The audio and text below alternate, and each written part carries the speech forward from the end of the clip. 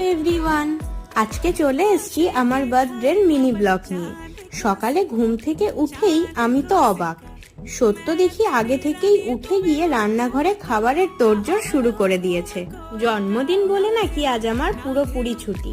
আমার প্রত্যেকটা পছন্দের খাবার একে একে রান্না করে চললো।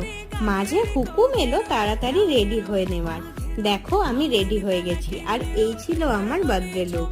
এই প্রচন্ড গরমে ঘেমে নিয়ে আমার জন্য সত্য অনেক পদ রান্না করে দিয়েছিল। এরপর চললো আশীর্বাদ পর্ব। এখানে সত্যকে বললাম পায়েসটা বেশ টেস্টি হয়েছে। বার্থডে স্পেশাল মেনুতে ছিল 5 রকমের ভাজা, চিকেন কাবাব, বাটার গার্লিক নান, পনির বাটার মশালা, চিকেন বিরিয়ানি, আমের টক ও পায়েস। বরের সাথে জন্মদিনটা বেশ ভালো কাটলো। মিনি ব্লগটা তোমাদের কেমন লাগলো জানিও, আর প্লিজ চ্যানেলটাকে সাবস্ক্রাইব করে দিও।